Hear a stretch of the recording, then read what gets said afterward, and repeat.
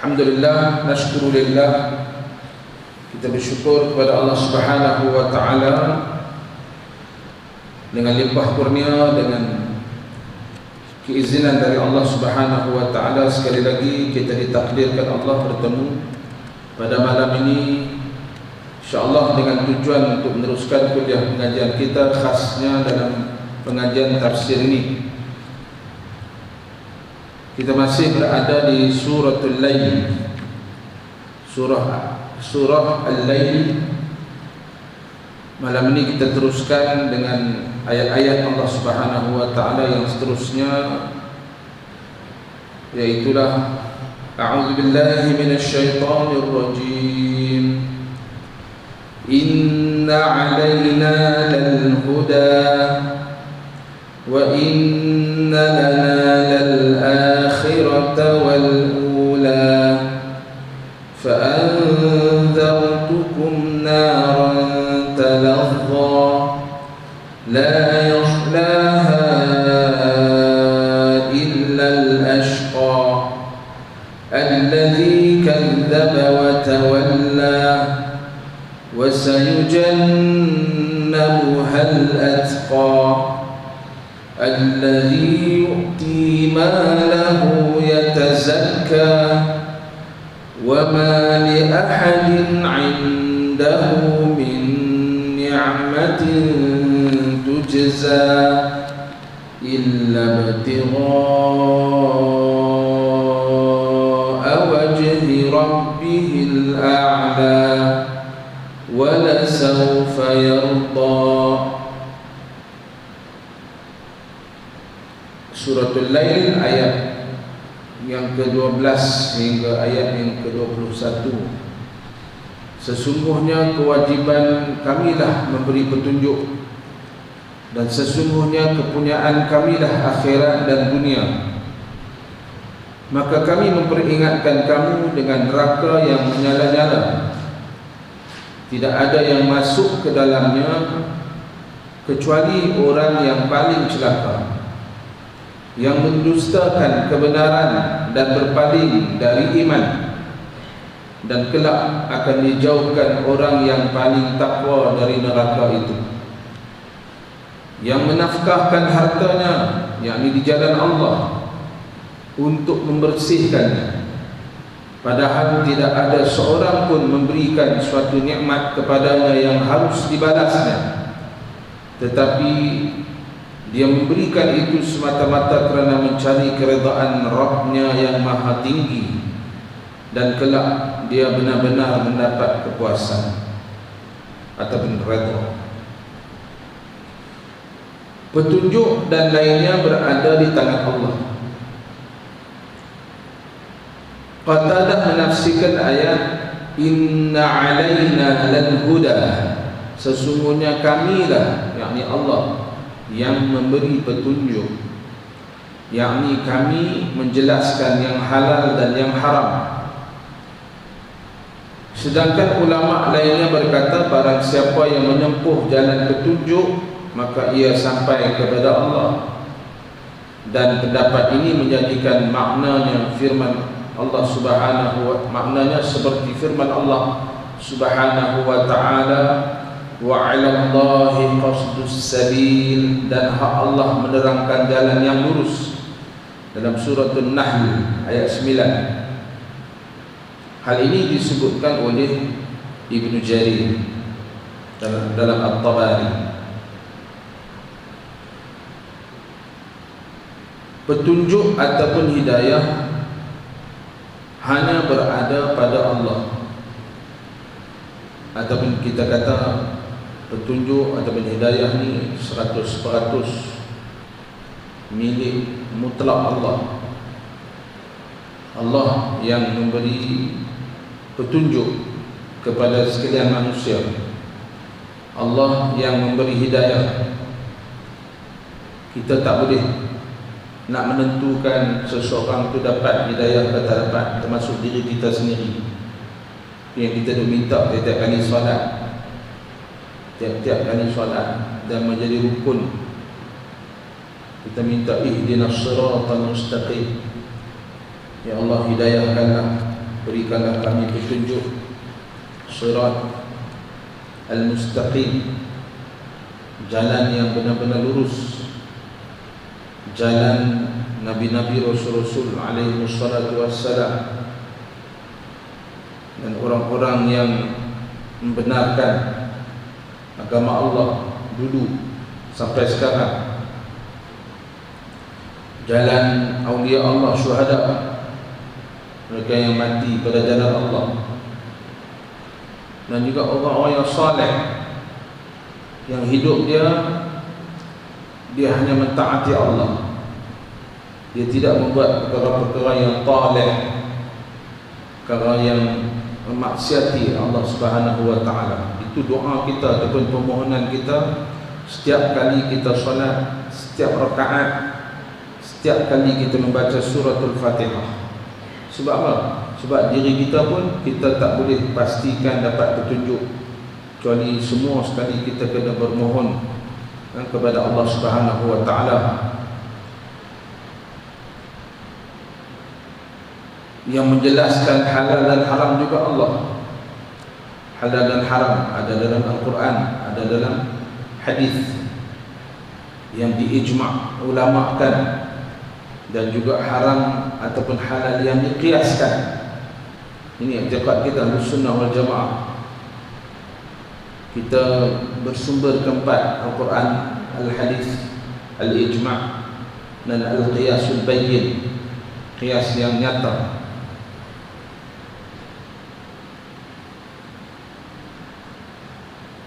Allah yang memegang sepenuhnya hidayah dan petunjuk.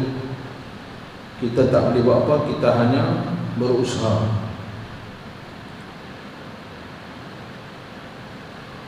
Kata dia, sedangkan ulama lainnya berkata, barang siapa yang menempuh jalan petunjuk, maka ia sampai kepada Allah. Jadi bila kita pastikan kita senantiasa berada di atas jalan petunjuk, tuan-tuan, kita tak ada masa di dunia ni untuk kita nak buat maksiat dulu pada Allah.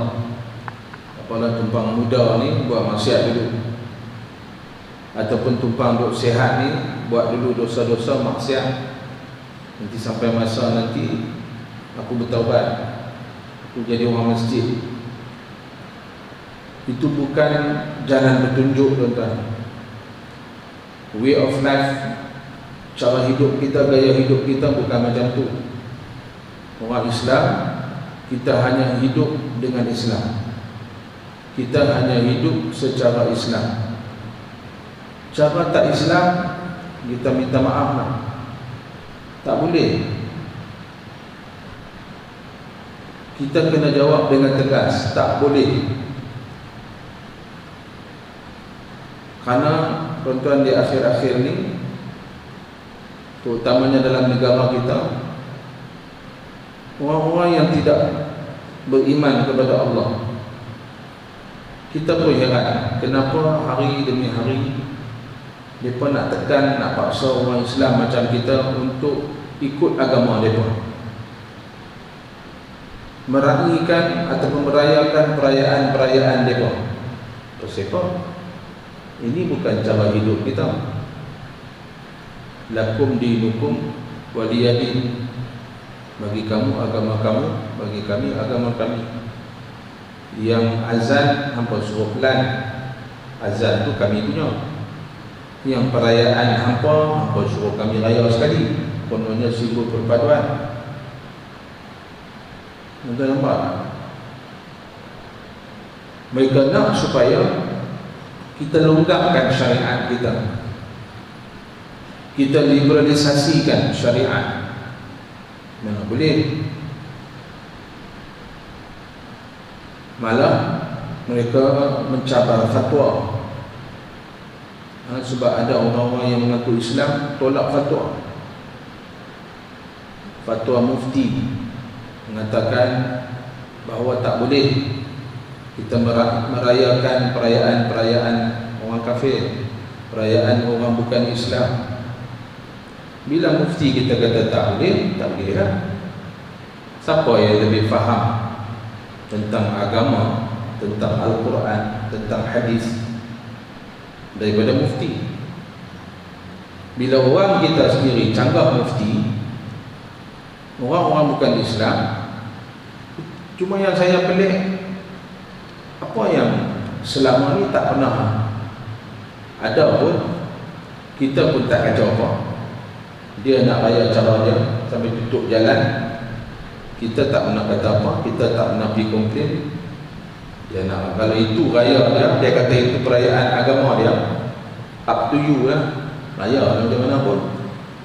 Walaupun kadang-kadang mengganggu kita, mengganggu kestabilan perjalanan kita, mengganggu keamanan, mengganggu tidur, mengganggu macam-macam, tak apa. Hari ini dia nak suruh, dia ganggu kita, dia nak suruh kita duduk sekali raya dengan dia. Ini yang pelik. Apa yang orang kafir nak daripada kita, kan? Apa yang orang kafir nak masuk campur urusan i'tiqad, urusan akidah kita, tauhid kita kepada Allah. Kita dah kata lakum dinukum waliyadin, wala ana 'abidun ma 'abadtum. Kami takkan menyembah apa yang kamu sembah. Wala antum 'abiduna ma a'bud. Kamu juga tidak akan menyembah apa yang kami sembah. Apa masalah kita cuma nak wish selamat raya mereka? Salam tak nak. Kita kata salam tak boleh. Kalau kita wish, kita iktiraf agama dia. Kalau kita wish juga, kita meredai i'tiqad dia. Kalau begitu, kita suruh dia mengucap dua kalimah syahadah, mengaku Allah the only God yang wajib disembah, mengaku Nabi Muhammad sebagai the messenger of God. Boleh? Oh tak boleh. Sebab tak boleh. Ini agama. Kalau itu agama bagi kamu, hak yang nak suruh kami raya pun agama. Tapi semacam ada satu tekanan hari ini yang berlaku akhir-akhir ini. Tuan-tuan hati-hati.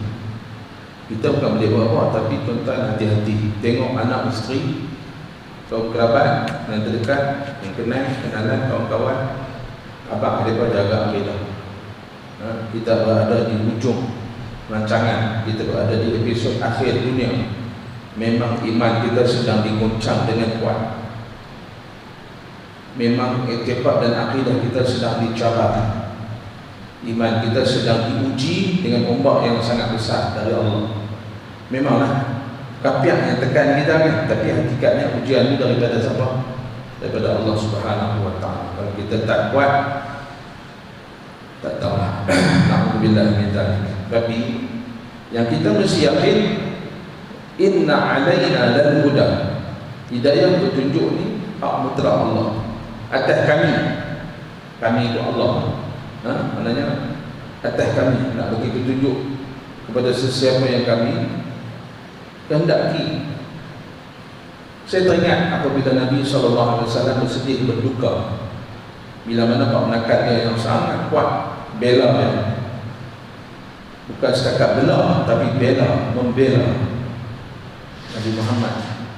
Banyak kisah ketika Nabi SAW berdakwah di Mekah, bagaimana pak saudara dia Abu Talib bertahan dia. Pernah Abu Jahal minta nak tukar, suka sama suka, rumai pemuda yang kononnya lebih kurang handsome, mana boleh lawan Nabi Muhammad. Kita ni tak ada manusia paling handsome daripada Nabi Muhammad, tapi nak tukar. Abu Talib bukan tengok dekat comel tu yang handsome nak nakalnya. Abu Talib kata darah yang mengalir dalam badan tubuh, batang tubuh anak nakal yang tubuh mengalir dalam badan aku. Kuat perasaan kepenakanan dan keanak-anakan dia tu, dan banyak lagi yang lain. Jadi bayangkan tuan-tuan, Pak Menakan macam tu punya baik, walaupun dia tak mengucap kalimah syahadat, tapi ketika dia nak mati, Nabi kata habis ni, kalau dia pi dulu ni tak mengucap ni, sayang, 1000 kali sayang, kerana dia yang banyak, yang kuat, membantu, membela. Maknanya dia duduk depan, Nabi ada belakang dia. Musuh-musuh Nabi di Makkah terdiri juga daripada pak-pak Nabi yang lain, ada juga kan. Maknanya mereka nak berdepan direct dengan Nabi tak boleh, ada filter, ada orang di depan, iaitu Abu Talib. Abu Talib masa nak meninggal, Nabi berduka, bersedih, bukan sebab Abu Talib akan mati, tapi Abu Talib belum mengucap kalimah syahadat, belum berikrar bahawa Allah satu-satunya ilah yang wajib disembah, diabdikan diri, hak lain yang disembah bukan Tuhan. Dan juga belum sempat Abu Talib mengaku anak nakal yang bernama Muhammad SAW itu adalah Rasulullah. Bila ada teriak, Allah Ta'ala turun ayat berkaitan dengan inna alaina lal huda ni. Dalam ayat yang lain Allah mengatakan innaka la tahdi man ahbabta, sesungguhnya engkau wahai Muhammad tidak mampu untuk memberi petunjuk dan hidayah. Walakin Allah yahdi man yasha, tetapi Allah Maha memberi petunjuk dan hidayah kepada sesiapa saja yang Allah Ta'ala kehendaki. Bukan yang Allah sayangi, tapi yang Allah kehendak. Kita tak boleh bagi petunjuk walaupun kepada orang yang kita sayang. Macam Nabi kan, sayang pak menakan dia, sayang sebab pak menakan dia, bukan sebab kekufuran, bukan sebab pak menakan dia kufur, tak. Yang tu yang dia rasa lebih sayang, sebab dia nak supaya pak menakan dia kembali kepada Allah. Tapi Allah letak satu margin yang tegas kat situ, bahawa kalau kamu sayang siapa pun, kamu tak mampu untuk bagi petunjuk dan hidayah. Karena Allah boleh bagi petunjuk kepada sesiapa saja yang Allah kehendaki. Allah tak kata yang Allah sayang, tak. Nampak bias kan? Sebab tu kita tengok macam mana Allah ambil salah seorang daripada dua umat yang didoakan oleh Nabi. Allah ambil, Allah bagi hidayah. Nabi kata, Nabi berdoa kepada Allah, ya Allah, kau berilah petunjuk ataupun kau Islamkanlah ya salah seorang daripada dua umat, Amr bin Hisham yang diperkenalkan Abu Jahal, ataupun Umar bin Khattab. Allah pilih seorang,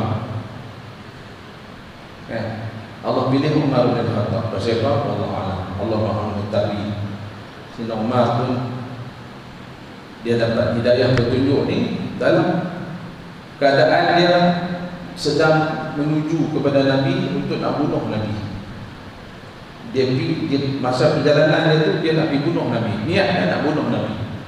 Allah masukkan hidayah, dia tak jadi. Dia pergi jumpa dengan Nabi, tapi untuk mengucap asyhadu an la ilaha illallah wa asyhadu anna Muhammadar Rasulullah. Yang ni yang kita kena yakin, cakap tuan-tuan, dan yang ni kita kena rasa sedikit risau. Risau apa?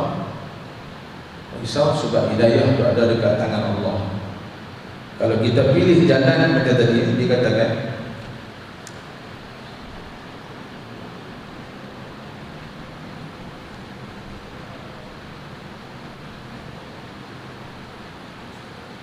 apabila kita senantiasa berada di atas jalan petunjuk Allah, kita akan sampai kepada Allah. Ya, so jaga hidayah. Jangan sampai Allah cabut. Jaga, tolong jaga hidayah yang ada di sekeliling kita, kaum kerabat kita. Tolong tengok, maknanya besarkan anak-anak kita ni dengan petunjuk Allah. Bukan kita hanya petunjuk, tapi besarkan mereka ni supaya mereka sentiasa berada di atas jalan petunjuk. Jadi kalau daripada kecil kita tak bentuk mereka untuk solat, untuk puasa, macam mana? Kita yang zalimnya kita, sebab mereka tak tahu apa kan? Kita tak boleh buat alasan. Mereka kecil lagi, piak-piak kan? Mana baru sekolah dia satu, tak apa. Lepas tu bila masuk dia dua, baru dia dua. Malah kalau tak solat pun bukan berdosa kan. Dan kali masuk tingkatan 1, tuition banyak, homework banyak, apa semua. Tingkatan 2 dia boleh naik motor payah kan. Kalau kita bentuk dia pada umur 7 tahun, tingkatan 2 dia boleh naik motor. Dia naik motor pergi mana tuan?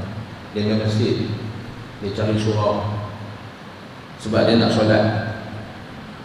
Bila kita dah terlambat, bila dah masuk sekolah menengah, kepala ni nak fikir dia macam, dia jadi payah kan. Ada seorang tok ni, dia punya solat di rumah dia sambil bila cucu. Bila dia solat, dia kunci pintu. Bila dia solat, dia kunci pintu. Dia tak bagi cucu dia masuk. Dia kata kacau solat dia. Sampai cucu dia tua, cucu dia tak solat. Dia tak solat lah. Alhamdulillah lah, cucu dia tak solat. Dia yang benar cucu dia, tu masalah. Tak kena. Orang kita ni kadang-kadang kita nak kena tegur agak sikit-sikit. Tegur pelan-pelan. Tegur lebih-lebih daripada marah kita balik kan. Dia masa dia sayang anak dia, dia tak sayang macam mana dia sayang cucu dia. Dia sayang cucu dia, dia pelingkup. Sebab dia tak mau, dia tak bentuk cucu dia kepada jalan petunjuk, jalan Allah, jalan menuju Allah, jalan menuju Allah Ar-Rahman Ar-Rahim. Dalam firman yang lain Allah kata dalam surah An-Nahl, Allah kata wa'adallahi qasdus sabil, dan hak Allah menerangkan jalan yang lurus. Allah saja. Sebab tu kita kena minta apa-apa. Kalau kita tengok anak cucu kita menyimpang dari jalan kebenaran, minta ke Allah. Kalau kita tak boleh cakap dengan dia, kadang-kadang kalau cucu ni kita cakap biasa lagi, mak dia, anak kita, menantu kita ada di sini kat kita, kita mengadu ke Allah. Mana lebih hebat, anak kita ke Allah Ta'ala? Mana lebih hebat untuk membentuk cucu ataupun anak kita? Kita ke Allah Ta'ala? Sudah pasti Allah. Jadi kita elak berlaku apa dia ni, persengketaan, perang besar dalam keluarga. Kita terus minta ke Allah. Minta apa?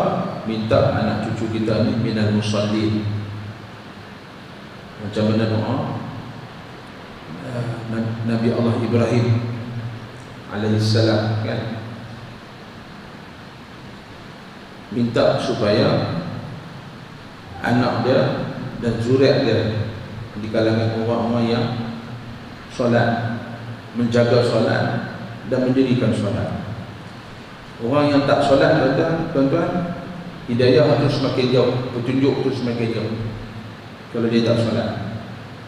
Tapi kalau dia jaga solat, walaupun dia buat juga nakal-nakal dia buat juga dosa, tapi insya-Allah solat tu akan macam balancing, balance dia balik. Dia akan jumpa balik jalan yang sebenar, jalan petunjuk. Tapi kalau langsung tak mau solat, payah sembang tu kan, payah nak sembang. Sebab tu kita kena rasa bimbang, takut zuriat kita, anak cucu cicit kita yang kita bakal tinggal dengan mereka nanti dalam keadaan mereka tak solat. Duduk dengan kita pula cucu duduk kita lagi kena suruh kan. Alah, kadang-kadang saya ingat kalau setakat mak pak dia nak marah biar. Pasal mak pak dia anak kita anak marah macam mana, dah duduk dengan aku masih ada bukan tanggungjawab sebagai bapa semata-mata, tapi siapa saja yang hamba main duduk dalam rumah aku ni tak boleh ada orang yang tak mau solat. Ni rumah aku kena ada orang solat, tunduk sujud kepada Allah. Mau kita jadi tuan yang sebenar kan? Ni duk takut ni bulan-bulan apa dia potong apa sikit kan. Itu masalah kita kan? Selanjutnya firman Allah Subhanahu wa taala. Sambung lagi. Wa inna lana lal akhirata wal ula. Dan sesungguhnya milik kami lah akhirat dan dunia itu. Yang ni semuanya milik kami dan akulah yang mengatur semua urusan dunia dan akhirat. Yang ni kita selalu miss, kita selalu duduk.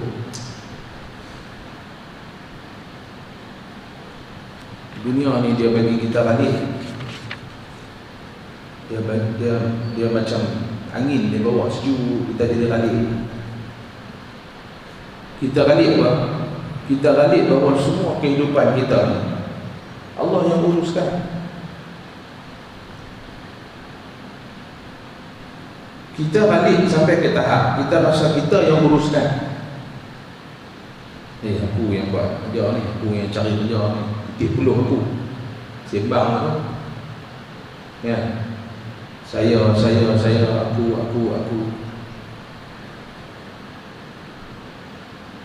Nak tahu siapa saya, siapa aku bila sakit. Kita tak bangkit juga. Tak payah sakit teruk-teruk sampai ICU, tak sedar lah. Ni di rumah ni, duduk tak pergi hospital, tersandak di rumah lah 2-3 hari. Siapa urus? Siapa urus benda tu semua? Kalau kita ketua pejabat, kita bos, kita tak pergi kerja 3 hari, siapa urus pejabat kita? Kalau kita pemimpin, kita menteri, kita kata saya menteri, you siapa? Saya menteri. Bila kita tak ada jawatan, siapa urus kementerian kita? Allah uruskan. Allah letak orang lain. Kalau bukan kita mengurusi qarya, Allah lantik mengurusi qarya orang lain. Apa yang susah bagi Allah Ta'ala? Kan? Tapi kita akan kata ada sah, macam dia buat mesyuarat. Qarya yang nanti mengurusi apa ni? Dia tak boleh nak balik pada Allah juga. Itu kita. Itu yang saya kata kita leka, kita balik. Sedangkan Allah kata, wa inna lana lal akhirata wal ula. Sesungguhnya milik kami lah akhirat dan dunia. Dunia ni Allah yang urus, akhirat lebih-lebih lagi. Nah, memang Allah satu-satunya Tuhan yang menguruskan, mengatur semua urusan dunia dan akhirat.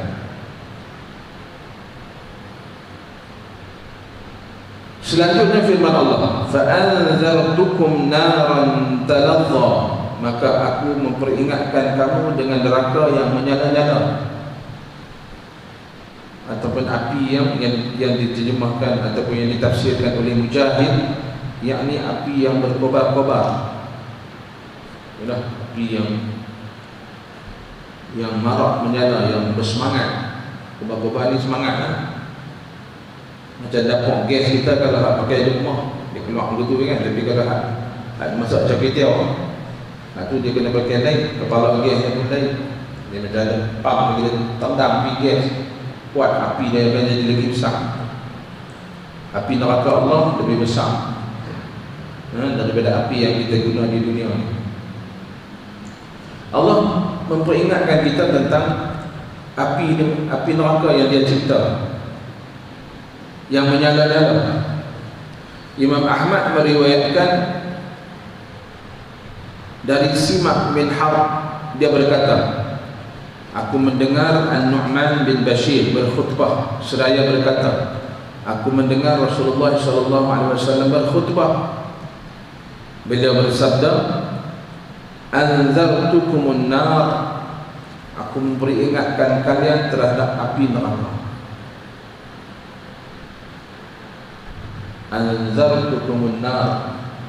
Ini satu lagi saya nak nampak tuan-tuan. Takut tuan-tuan pun terikut-ikut dah. Apa dia? Apa ni duk ceramah, duk khutbah, duk cerita takut orang dengan neraka saja. Ceritalah seronok-seronok. Nabi diutuskan basyiran wa nazira. Cerita hak seronok, khabar gembira. Nazira, peringat hak yang tak seronok. Kena peringat. Doa kita, Rabbana atina fid dunya hasanah wa fil akhirati hasanah wa qina azabannar. Kita minta lindung pada api neraka, sebab api neraka tak seronok. Allahumma inna nas'aluka ridhaka wal jannah. Ya Allah, ya Tuhan kami, aku mohon kepada Engkau ya Allah, Engkau kurniakanlah redha kepada kami. Redha ni sebut senang, tulis senang. Ra, dad, alif, hamzah, redha. Tapi dalam hati nak redha belum tentu. Itu kena minta. Nak redha dengan kurniaan Allah, dengan ujian Allah pun kena minta. Kena minta. Siapa kita? Siapa kita? Hati kita pun Allah pegang, Allah kontrol. So kena minta. Wal jannah, bukan minta redha saja. Wal jannah, minta syurga dari Allah. Tak berhenti dekat tu. Sebab itu benar seronok. Wa na'udzu bika min sakhatika wan nar. Lindunglah kami daripada api neraka. Dan banyak lagi tempat-tempat lain yang sama ada Rasulullah SAW ataupun Allah Ta'ala sendiri mengajar kita supaya kena ingat benda-benda yang tak baik, yang kalau kita tak buat baik. Kalau kita tak buat baik, kita tak pastikan kita berada di atas jalan menuju pada Allah. Yang akan mai pada kita, na'udzubillah, ialah yang tak baik. Yang tak baik itu neraka. Suatu Nabi, dia terus sebut, terus terang, anzartukumun nar, aku ingatkan kamu, aku peringatkan kepada kalian terhadap azab api neraka. An-Nu'man berkata, bahkan seandainya ada orang yang berada di pasar, pasti dia mendengarnya dari tempatku ini. Bahkan pakaian yang ada di pundak, di bahu beliau pun terjatuh di depan kedua kaki. Bertegas dalam mengingatkan api neraka. Nabi suruh kita di tahiyat akhir untuk berdoa, minta Allah selamatkan kita daripada Jahannam. Selain daripada minta supaya Allah selamatkan daripada fitnah hidup dan mati, fitnah kubur, fitnah Masih Dajjal, Nabi kata min azab Jahannam, daripada azab siksaan neraka Jahannam. Kena takut dan kena minta ke Allah. Dalam keadaan takut, minta Allah hindarkan kita, tak mau daripada api neraka. So bukan benda ni benda seronok-seronok saja. Ada apa seronok? Dia pun kata ni seorang ustaz yang mengajar di masjid surau ni, ataupun dia duduk ceramah di TV apa semua, dia duduk teringat neraka ni kayak macam dia pun seronok. Seronok ni, mereka ustaz yang duduk peringat ni pun tak tahu lagi takut. Mereka lagi takut. Sebab mereka pun tak tahu mereka boleh lepas ke tak pada neraka. Dia tak ada jaminan. Kita bukan ada jaminan. Sahabat Nabi semua, sahabat-sahabat Nabi, Allah jamin masuk syurga. Kita mana ada jaminan masuk syurga. Bila tak ada jaminan masuk syurga, tak ada jaminan juga lepas daripada neraka. Na'udzubillah. Hidup kena peringat. Peringat. Jangan duk peringat nak maju saja. Jangan duk peringat suruh beli barangan produk Muslim saja. Kena peringat Muslim yang buat produk tu supaya dia takut dengan api neraka, supaya dia tak jual barang non-Muslim. Dia ambil barang non-Muslim, dia paket, dia repackaging, dia buat nama dia, kita beli ke dia, support BFF. Dia ambil kesempatan pasal dah kita tolong kempen supaya utamakan produk orang Islam, supaya orang Islam tu lebih maju, orang Islam lebih ramai boleh bayar zakat, boleh membantu orang miskin, boleh bersedekah dan sebagainya. Itu matlamat kita. Orang lain nak tafsir kot lain, itu dia punya pasal. Itu matlamat kita. Rupanya di celah-celah ni ada apa? Dia ambil kesempatan. Kita tolong kempen, hubung dalam Facebook, media sosial, pergi makan di kedai dia, Dimakan mi bagus, mi sedap lah mi. Orang kita, orang Islam, mi dia habis dekat apek. Toko dia pun beli kat apek. Toge beli kat apek. Memanglah toge ni tak payah sembelih. Tapi mana kebersihan? Siapa pula nak jamin kehalalan dia? Halalan tayyibah dia. Yang kita duk kempen tak ada. Maknanya hampa perkenal kami. Kami tak tahu apa, kami turun kempen. Tengok muka hang Islam, hang buka kedai buku Bismillah, ingat Islam. Kempen tu pergi kedai, hang beli kat kapiah. Berkenal kami tak suruh makan. Pasal apa? Pasal hang campur-campur benda tu semua dalam belakang. Hang goreng-goreng, made by Muslim. Yang ni yang kita nak ingat. Saya sebut dalam sebuah khutbah di dalam pulau ni. 26 orang atau 3 bulan lepas. Saya peringat kepada peniaga-peniaga, kan, bersyukur pada Allah kerana hampa tak payah iklan, tak payah keluar duit untuk buat iklan promosi, tak payah. Ada satu hamba Allah ni, dia ni pandai ni video-video ni. Tentu bagus dia guna dia punya kepandaian video dia, tuan-tuan. Dia pergi cari mana kedai orang Islam, dia pergi cari. Dia pergi buat video. Tak ada siapa suruh kerja, tak ada siapa bayar apa, free. Alah berpedih nak charge handphone bateri tu. Abang handphone rosak beli baru. Memang dia pakai handphone tu. Sampai macam tu. Banyak akhir zaman ni orang Islam dah semakin sedar. Tolong kempen kat kita, kat peniaga-peniaga ni, promosi free of charge. Kalau tidak anda kena bayar apa. Kalau nak promote macam tu sampai berapa ribu orang, berapa puluh ribu orang ataupun ratus ribu orang tengok kedai hang, sebelum ni 4-5 orang lalu pun tak singgah. Contoh, tiba-tiba hang buat, hang guna kesempatan orang semakin ramai berkunjung pada kedai hang tak jaga soal yang kami sensitif. Takkan kita nak pergi kempen buat tak jangan pergi kedai ni pula. Guna ni lah. Maknanya kita kena start, saya kata. Jaga bukan setakat halal, jaga juga tayyibah. Benda-benda yang baik, kebersihan. Ni 2 minggu sekali kementerian kesihatan dia tengah pergi tutup kedai dia. Apa? Dengan belengah, dengan kotaknya, dengan tikui penuh lah kedai. Memanglah lauk dia sedap lah. Tikui belum berenang apa tak tahu. Yang jadi sedap. Yang tu yang kita minta mereka tolong. Dah kita dah tolong. Kita dah tolong mereka memajukan perniagaan. Asalkan hamba orang Islam, hamba memang termasuk dah. Bila BMF by Muslim First ni masuk, confirm masuk.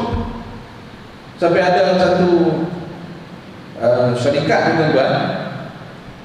Sebelum ni dia bukan malak, dia menjaga dia macam tu, mendata. Bila tahun lepas kita start campaign BMF, dia naik dulu. Sampai ke tahap dia kena beli kelang baru, sampai ke tahap dia kena start buat shift, dia ambil kerja lain. Sebab tu pun masih belum mampu untuk tampung demand yang sangat tinggi. Orang Islam memang daripada jadi orang terkebaruk nak beli barang orang Islam saja. Saya kata kalau itu yang Allah bagi, ingat Allah. Fasabbih bihamdi rabbika wastaghfir. Bertasbih kepada Allah. Memuja Allah, memuji Allah. Dan bertaubat kepada Allah, istighfar. Dah stop, dah susah nak dapat Ustaz 12 orang, kami belah pulau nak dapat mi Melayu susah jual pun. Tak boleh Ustaz yang beri income, cari mi Melayu, mi Islam. Nak belah sana, beli belah sana. Lu tipu orang Melayu apa? Dah lah buat kapiak lu tipu kita lu tipu sama-sama kita. Ni Melayu kan? Melayu kan? Kepala-kepala Melayu kan? Satu hari ada orang jumpa, kita tak mau siasat. Dalam hukum fiqh pun dia tak suruh kita siasat. Dan kita tanya terang-terang, dia kata Melayu pun kan? Lepas tu ada Allah pergi satu hari tengok ramai yang tak habis, tengok pendek. Kita pergi pula, lepas tu kita tanya, itu hang kata apa? Melayu, sungai petani tu, Kelang sungai petani lah. Sungai petani ni apa? Tak ada jawab. Dia tak ada jawab. Kami kata kat kawan-kawan, kita tak boleh dalam Facebook. Kat kawan-kawan, kita tak boleh. Kalau pakai ni, cakap tak betul. Kita promote orang sufi makan di kedai, dia tipu kita. Sama-sama orang Islam. Hak dia pun telah orang ubah nama, bagi nampak Melayu, bagi nampak Islam. Nak suruh orang Islam beli produk dia pun. Tulisan Jawi tak kata meluat tulisan Jawi ni baru buat tak ada lah, heran apa dia meluat, kita pun tak tahu. Tapi bila buka kedai, tulis Jawi, produk tulis Jawi, halal orang tulis Jawi tu, halal tulis Jawi punya. Sebab dah ada kim pun pula hak tulis Jawi, hak tak tulis Jawi bukan ada kim punya. Apa buat sendiri pun orang tak boleh lah. Kena dapat yang ada kimnya, yang original tulis Jawi ni, baru orang Islam semua beli. Itu dia pak. Itu kafir. Tuan-tuan, kalau kita tengok ada orang Islam tengah-tengah Georgetown ni, tengah-tengah Tanjung kita ni, ada orang Islam dia pakai tudung, dia jual nasi lemak. Kita nak tanya, nikah halal lah ni? Memang dia tak marah kita. Dia terasa hati dia mulia, agama, adanya kat aku halal. Tapi kita ni pun macam tak ada otak. Hang tengok duit tu orang Islam, hang tanya halal lagi. Itu kelebihan kita. Tapi kalau kita tengok yang jual tu bukan Islam, memang kita tanya tak apa. Kita tanya tak apa kalau kita nak beli. Kan kita tengok ni tak nak logo halal apa semua. Halal lah. Dia mesti tak boleh jawab kan. Kan sebab dia tak ikut peraturan. Tapi kalau hak tanya yang cara tak bunyi suara ni, yang kita tengok kan, kita masuk supermarket, kita tengok ada tak ada. Ambil bulan terli tu, tak mau bincang, kita pegang hukum fiqah kan. Tapi bila mereka tu tipu, kita pun bola nak kena 50% kali kan. Oh, selama ni apa ditipu kali. Apa pakai apa dapat produk, apa dapat halal ni macam mana? Mungkin betul. Memang dah kira bagi halal, tapi apa selit juga ayat tak berapa nak halal ni, apa bubuh logo tu.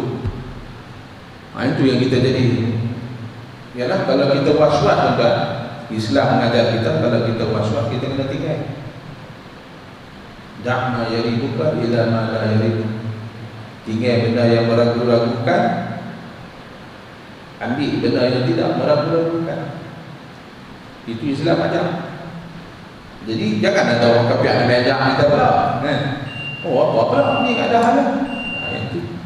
Itu hang nak pakai. Orang lain yang tak ragu-ragu, dia nak pakai, dia pakai.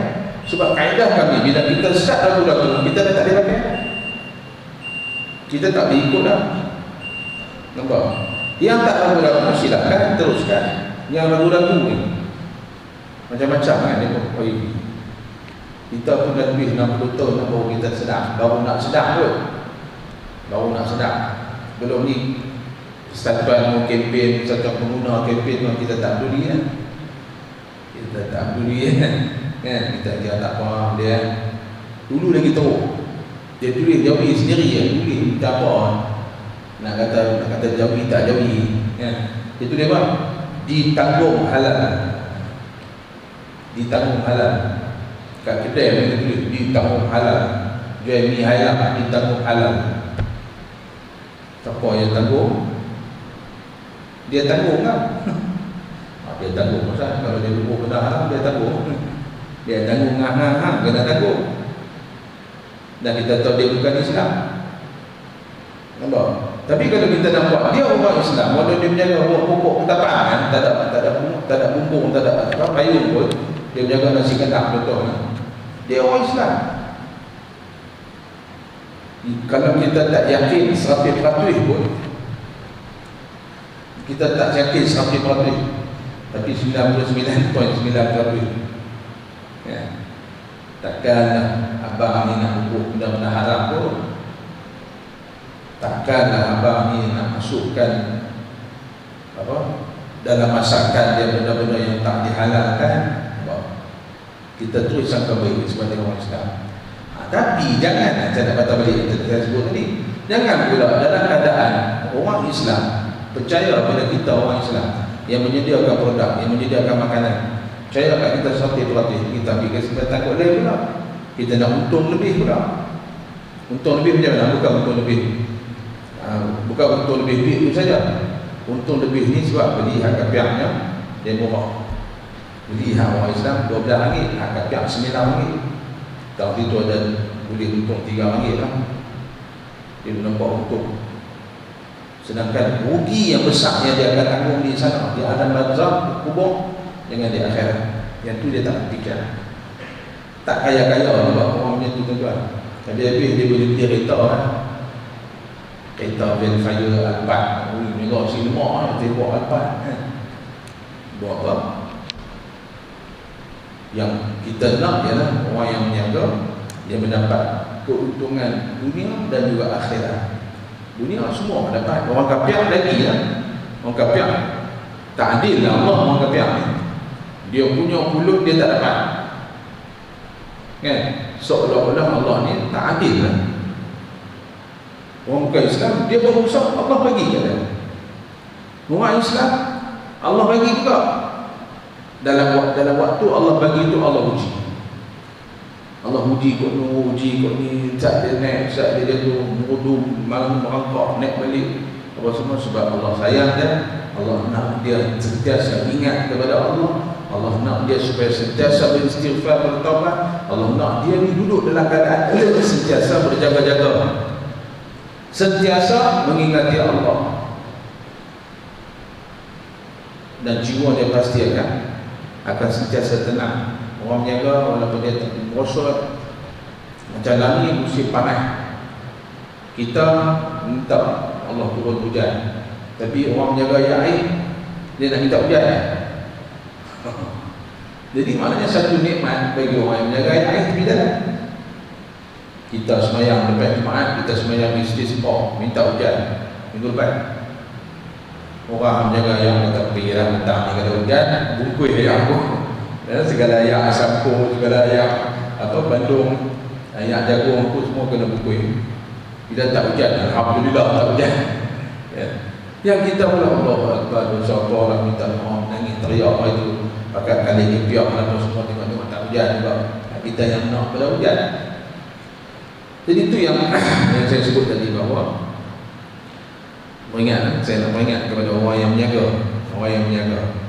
Hati-hati. Sekarang ni Allah uji dengan mudahnya orang Islam beli dan yakin dengan barangan kamu. Itu ujian. Dulu jenuh buat iklan, buat ni, payah nak jalan.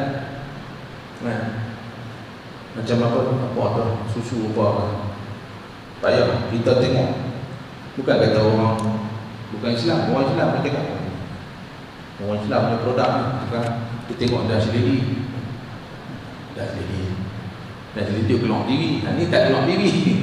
Walaupun orang Islam punya, tengok packaging pun teruk, tak apa cantik, botol tak ada orang tengok. Dengan gambar lembu, dengan gambar perempuan dah tepi mu. Ini lagi dulu. Meyakinkan. Tiba-tiba hari dia terbalik.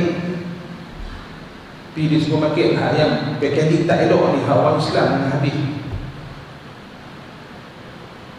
Orang ni, saya tengok, dia duduk pergi tajam. Rancangan-rancangan hiburan dan TV pula. Ni kalau keluar dalam YouTube ni, saya harap tuan dia tengok lah. Syukurlah kepada Allah. Tajalah ustaz-ustaz ngajak ceramah. Tajalah sekolah-sekolah tahfiz, pondok. Itu yang kita harap. Sebab Allah dah uji kita masa susah, dan sekarang Allah uji kita senang. Syarikat produk dia tiba-tiba meletup naik sama macam susu-susu lain yang dah lama dalam pasaran. Kita nasihatkan supaya Mengingat ini dia bukan nikmat biasa, ini satu ujian. Kita hidup di dunia memang dengan sentiasa dengan ujian. Jadi kawan-kawan kita menjaga, kita terus support. Saya kata dalam khutbah, mana boleh kita nak suruh orang jangan support, tak boleh. Kita sekarang ni sedang kempen habis-habisan. InsyaAllah sampai selagi hayat di kandungan badan, kita akan terus cakap, minta supaya orang Islam semua utamakan barangan orang Islam dulu. Dah habis tak ada lah tu cerita lain. Tu pun kena pergi cari yang halal. Dah tu ada yang ni tak seni pegawai. duk pilih apa lagi jenama-jenama bukan dalam Islam ni. Tu yang kita nak ingat. Jangan buka pakai ni tu. Dia mahal sikit Ustaz. Jangan mahal sikit. Yalah, sebab botol dia beli kat depa juga. Harga lain tolak kat kita. Kotak dia beli kat depa juga. Harga lain bila tolak kat kita. Faham? Yang penting support juga. Ketunggi tu apa pun kita support juga. Sebab kita nak produk kita saja orang Islam utama. So dari alhamdulillah depa ni boleh keluar zakat. Depa ni boleh tengok mana tahfiz, mana perlu duit. Tak payah tahfiz tu pemain tabung pun kat kita. Tak payah anak-anak kita ikuti di kedai-kedai kita tengok kan. Kita baru dah suat, Assalamualaikum, dah cik ni Pak Cik ni kami ni nak minta kami nak buat asrama, nak beli kipas angin. Jadi syarikat-syarikat macam ni ni berani dah pergi terus. Pasal apa? Kita dah buh duit kat dia. Kedai apa bukan Islam sanggit, kadang sanggit dokang. Sekupang tu gunalah untuk wakaf, untuk infak. Zakat memang dah menjadi rukun. Mana boleh tak payah zakat. Yang tu kan kita tak ada benda lain kan. Dia kaya pasal kita nak support dia saja dia kaya. Kaya pergi ke dia kaya. Dan Allah pilih dia menjaga. Nak kaya menjaga. Itu nak mesti kaya. Kan? Macam kita punya saya tak hati je tau. Tak hati. Betul depan push paksa saya tak hati. Kan? Jadi kita tu support orang yang menjaga. Ustaz tu support dia 20 tahun dia kaya. Dia ada lain dia. Aku tak hati nak buat benda dia buat. Kalau aku berhenti aku buat, betul aku pula kaya. Masalah bila aku kaya. Dia kaya ni masalah pula. Jangan seronok. Kaya ni satu beban dan masalah. Miskin pun ujian, kaya pun ujian. Alladzi khalaqal mauta wal hayata liyabluwakum ayyukum ahsanu amala. Allah yang cipta mati dan hidup supaya Allah nak menguji kita, supaya Allah nak tengok mana amalan kita lebih baik, amalan miskin ke amalan kaya. Orang miskin yang bersedekah kan lebih baik, orang kaya yang bersedekah kan lebih baik. Orang miskin sedekah RM1, orang kaya sedekah RM1000. Mana lebih baik amalan? Yang tu Allah nak tengok keikhlasan orang miskin, keikhlasan orang kaya. Yang tu berbalik kepada Allah. Kita pun tak tahu.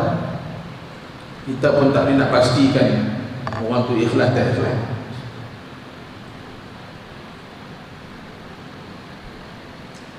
Lepas tu kadang-kadang amalan orang Melayu kan, ni dah ada terima pemberian, ikhlas kan ni? Susahlah tanya orang tu. Selain benda mungkin kawan hak bagi dia terasa hati, dia ikhlas bagi. Kita pergi tanya dia ikhlas kan?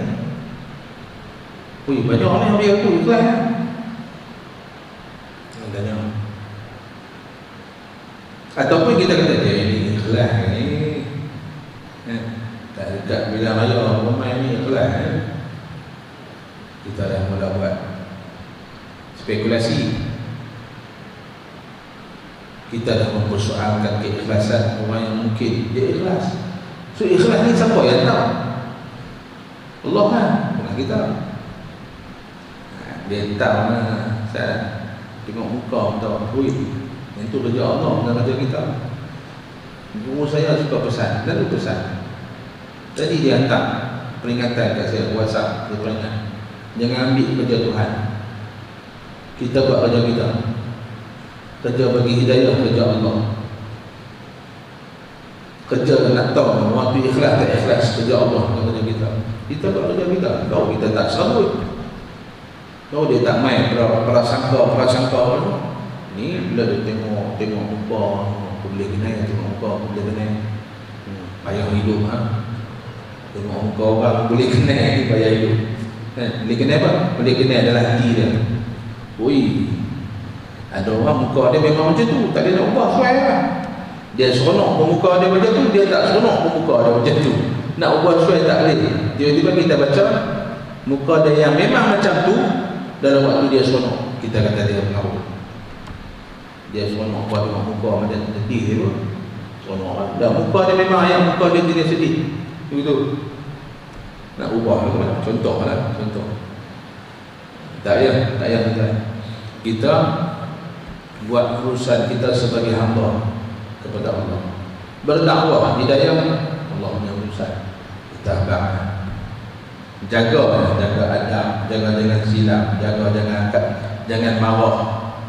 Kan? Sampai dengan dia. Yang tu yang kita jaga. Hidayah adalah hati dia. Hak mutlak Allah dengan kita.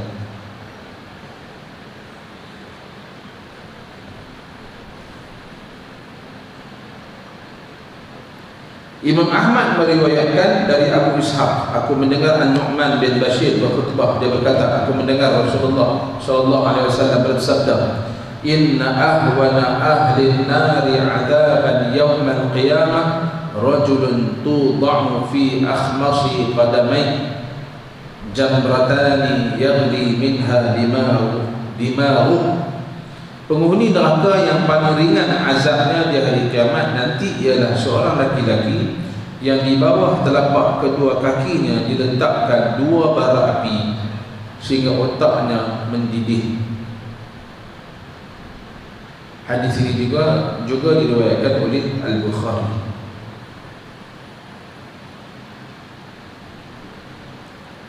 Rawah Ahmad dalam Musnad Imam Ahmad, dan juga Imam hadis riwayat Imam Bukhari.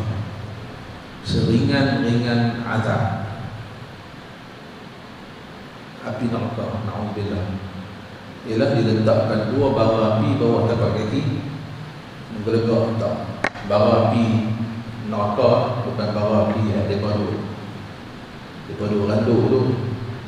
Bara api neraka.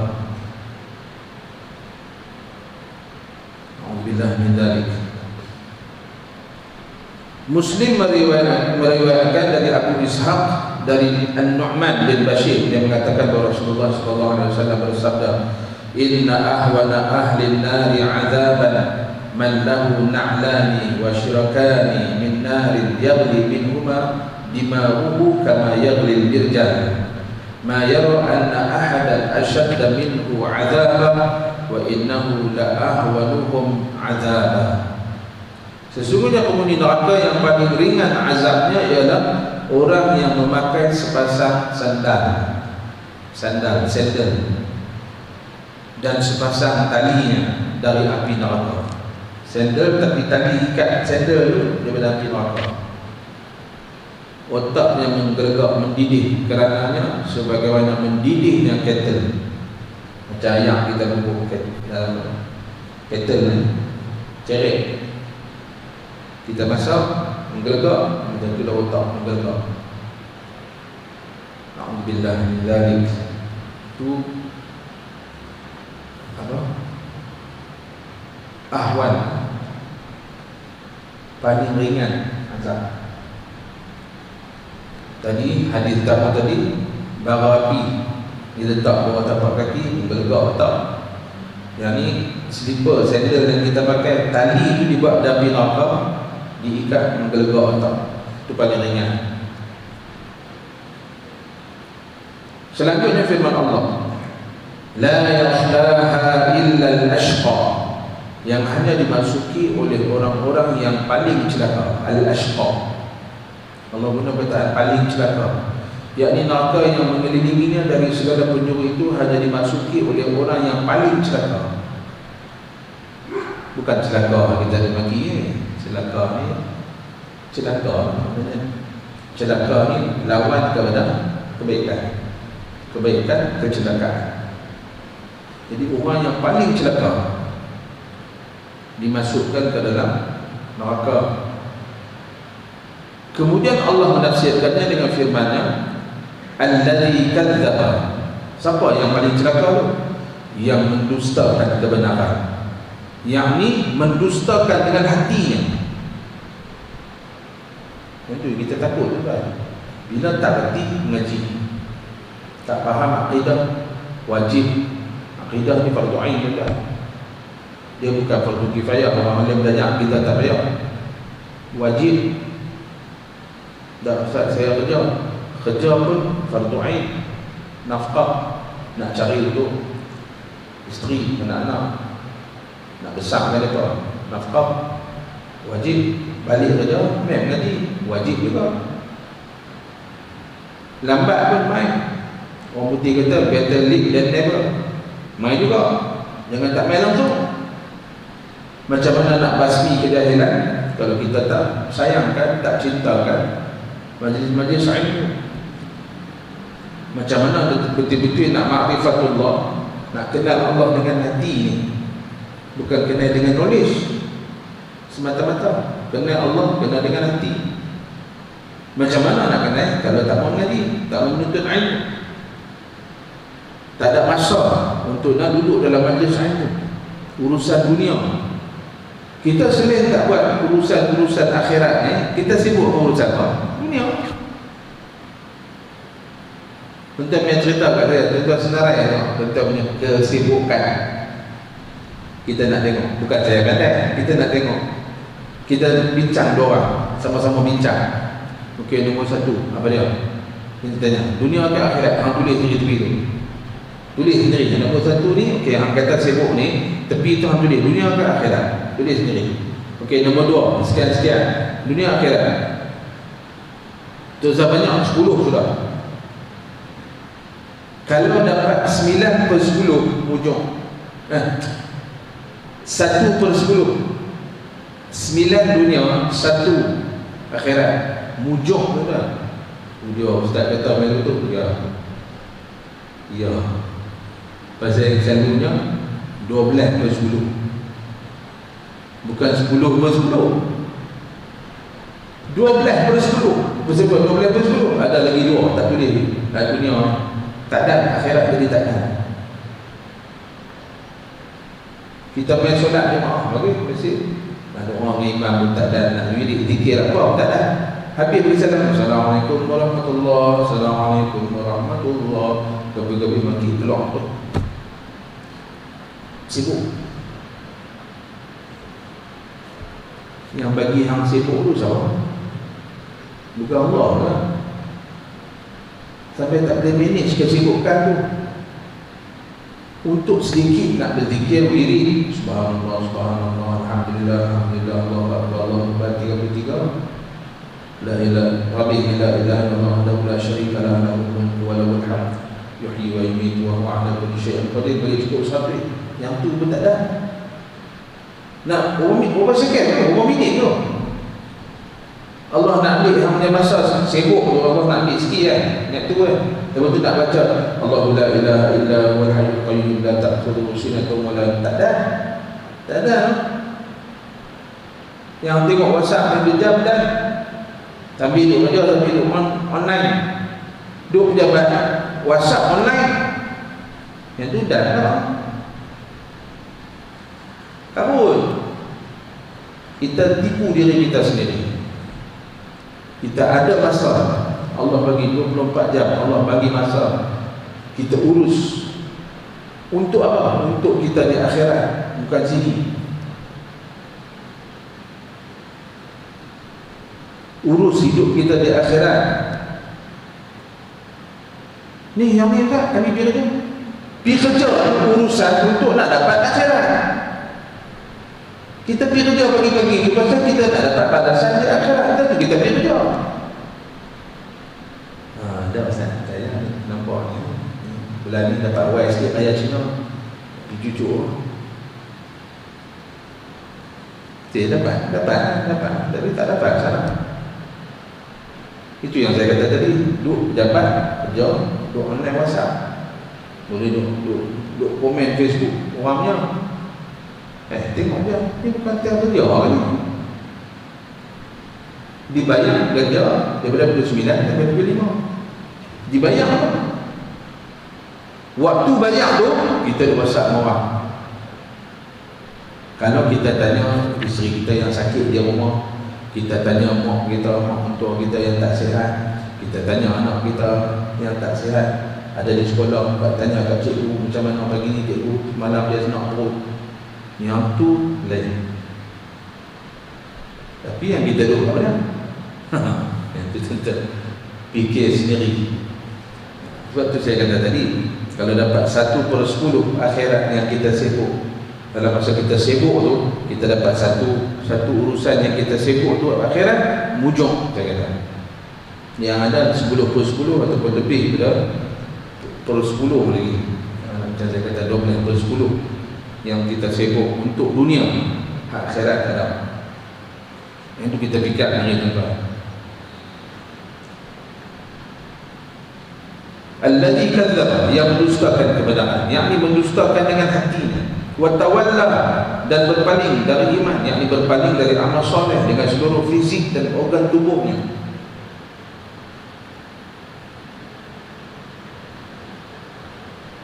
Saya selit sikit. Kita banyak tafsir, tuan-tuan. Semasa kita solat,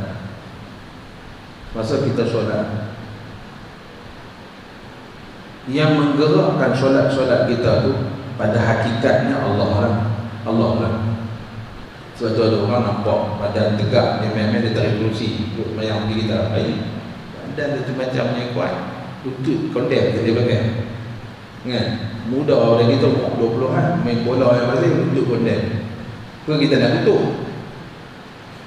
Kemudian maknanya Allah dah tak bagi dia sujud.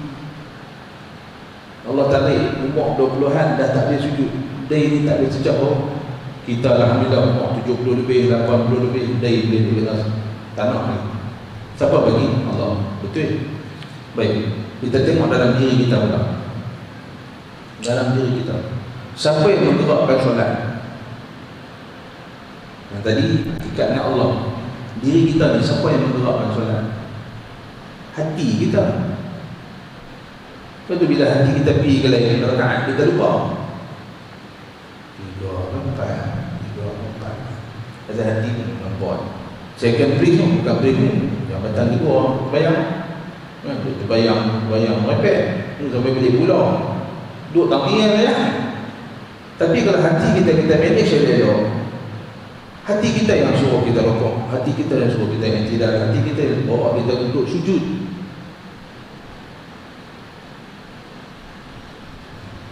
Kalau hati yang bawa kita sujud kepada Allah, yang sujud tu siapa? Fizikal kita, dahi kita yang sujud. Tapi yang benar-benar sujud siapa? Hati kita. Hati kita lah yang sujud, hati kita lah yang rokok dalam solat. Tu saya kata doang sikit bila tafsir ni kan. Kita baca berhati. Tapi beberapa orang yang dia sedar benda tu, benda yang dia tu buat secara harian, secara rutin, itu hanya fizikal saja. Hati dia tak hadir, hati dia tak ada dalam solat. Dia tak rasa waktu dia sujud tu hati dia turut sujud kepada Allah. Kalau dia ada di tanah, hati ni tidak tenggelam dalam tanah, punya rendah hati. Bila kita feel yang tu tuan-tuan, ma'rifatullah tuan-tuan, bila kita keluar dalam masjid, keluar kita marah-marah, apa buta, kita nak keluar motor masjid, oi buta, mau keluar masjid. Pasal hak sujud tadi dari kita saja, fizikal kita saja, hati kita tak sujud. Hati kita tak sujud, dia rendah pada diri kita. Diri tu tak kan? Atas tanah tu, atas tanah ni tak. Hati terjun lagi dalam. Sebab kita dengar Allah. Kalau belum yang tu tuan-tuan, tu yang kita kata kena duduk dalam majlis ilmu.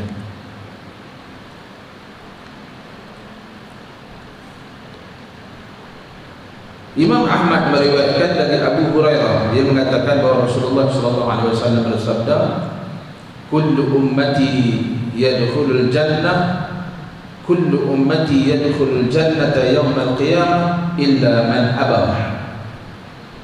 seluruh umatku akan masuk syurga pada hari kiamat nanti kecuali orang yang enggan masukinya. Allah, umat Nabi dah. Tadi kita kata kita rasa macam tak ada jaminan. Kita rasa tak ada jaminan. Bukan jaminan. Nabi kata setiap umatku masuk syurga, tapi kecuali man aba. Bila ditanya, Rasulullah ditanya, dan siapakah orang yang enggan itu wahai Rasulullah? Aba ni dia tak mau masuk lah. Bagi ada orang tak mau masuk syurga. Sahabat tanya, siapa yang tak mau masuk?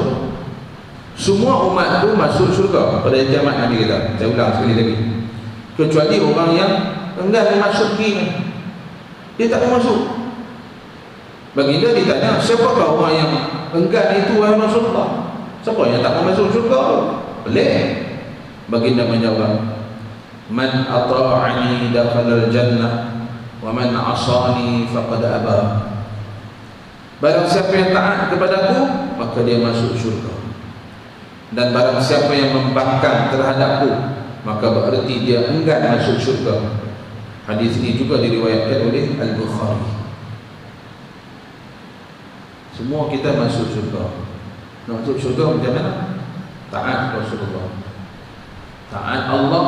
Sudah nombor satu dah tunjang. Taat Rasulullah pun kena taat. Jaga tuan. Hari ni dia dah main satu gelombang yang semakin kuat, orang Islam macam kita, tapi dia kata kalau saya ikut Rasulullah, ikut Quran sudah. Hak yang tentang Quran tu pun dia duk tikai juga. Nah, dia kata ikut dia, Rasulullah ni tak payah. Ada yang sampai mengatakan kalau kita ikut hadis ni payah, kita berbelenggu, terikat, payah. Ikut Quran saja. Sedangkan Nabi kata terang-terang. Hadis riwayat Imam Bukhari ni, siapa taat kepada aku, dia masuk syurga. Siapa tidak taat kepada aku atau menderhakai aku, dia tak masuk syurga. Itu kan. Kalau kita tak usah peduli lah. Mereka ni memang dibayar untuk cakap bagi orang confuse. Nak mengaku Islam, kapiang, takkan tuan-tuan nak confuse juga. Kalau dia kapiang, dia nak cakap pasal agama kita tak boleh belah. Awal-awal walaupun mulut tak jawab, hati kita tak ambil belah. Tapi melongsong tak yang tak percaya kan. Tiba-tiba hari ni dia Islam, bukiah kalau dia nak cakap kita begitu, sama juga macam kapiang. Dia kata kita akan confuse. Sama saya nak abang kata juga dalam hati, boleh belah, ambil belah. Aku belajar mayyuti'ir Rasul faqad ata Allah. Siapa taat kepada Rasulullah sallallahu alaihi wasallam, dia taat kepada Allah. Kan? Siapa taat kepada aku, Nabi kata pula, dia masuk syurga. Aku nak masuk syurga. Kalau hang rasa baca syurga tu tak penting, kita tak kata mulut lah kan, dalam hati. Hang rasa tak penting tu hang punya pasal, hang jangan bawa aku untuk percaya bahawa masuk syurga tu tak penting macam hang. So biarlah hang dengan cara hang. Ada yang kita boleh berhujah, kita ada orang yang kita tak boleh berhujah. Tambah lagi mereka ni hujah apa? Mereka duduk lagi pandai pada mufti, pandai pada ulama, padahal tak pernah belajar agama pun secara formal. Duk pergi usrah kan, duduk England, duduk Amerika, duduk usrah sana, usrah sini, balik macam kau hukum jadi ustaz. Mengaji tak apa, bidang dia mengaji lah, engineering pun dia belajar. Balik Melbourne tiba-tiba jadi ustaz. Balik usrah duduk sana di Amerika duduk 4 tahun. Minta maaf, bukan kita nak leceh usrah ni tempat macam mana.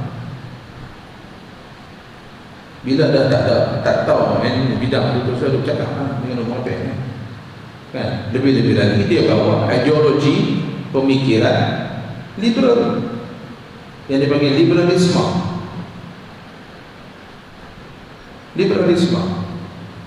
Liberalisme ni apa? Liberal, mudah, bebas daripada terikat dengan syariat, bebas daripada terikat dengan Nabi Muhammad. Itu yang tu dia bang. Dia pun pening kita. Kadang-kadang ni dia pun menguasai media sosial, menguasai semua. Hati-hati tuan. Saya nak cerita panjang tak ada masalah dan patutnya saya berhenti kan. Tapi dah terlintas ni kena abang tuan-tuan. Tambah kemudian bertukar-tukar ni masjid Sungai Pinang tu yang jadi kadang time kuliah jadi panjang kan, bertukar. Kadang minggu ni ada muka ni, minggu ni tak ada, minggu depan ada pula. Namun tetap dia langsung pun tak ada. Singgah untuk solat. Jadi saya kena tak lagi 2 minggu mungkin di Padang kan. Dia pergi singgah masjid lain pula kan. Jadi mungkin daripada urusan masing-masing. Bukan saya tutup dah. Ini real, ini reality masjid ni. Memang macam tu. Ada jemaah sini memang kita dapat, memang sentiasa ada kuliah saya. Ada yang dia main untuk nak sembahyang isyak. Mungkin dia singgah daripada mana, dia nampak dulu dia dapat masjid, dia berhenti. Alamak ada kuliah, nak keluar balik segan. Ada orang dia tak segan, dia terus solat isyak dia keluar sebab dia ada urusan. Kan? Yang segan duduk bila saya tak ada jawab tu. Tengok ustaz berhenti lambat. Sebab apa saya berhenti lambat? Pasal tuan-tuan masuk. Jangan marah saya, betul-betul terima kasih kepada saya. Pasal tuan-tuan masuk lambat menyebabkan kuliah saya terpaksa dipanjangkan. Sebab saya tak mahu tuan-tuan dengar hujung-hujung habis ya. Terus rem. Kalau tuan-tuan tak mahu kuliah kita jadi panjang, tuan-tuan main awal. Duduk berdawai supaya saya kenal rupa tuan-tuan dan saya tak ada tarik drag panjang-panjang. Baik. Kita berhenti dulu dekat mana berhenti itu? Firman Allah wa sayyijannabuhal atqa. Pada kuliah akan datang mudah-mudahan Allah panjangkan usia kita dapat bertemu pada kuliah akan datang bulan depan pula. Bulan depan insya-Allah. Kita tangguh dulu dengan kafaratul majlis. Sallallahu قولوا قولي هذا أستغفر الله العظيم لي ولكم. السلام عليكم ورحمة الله وبركاته.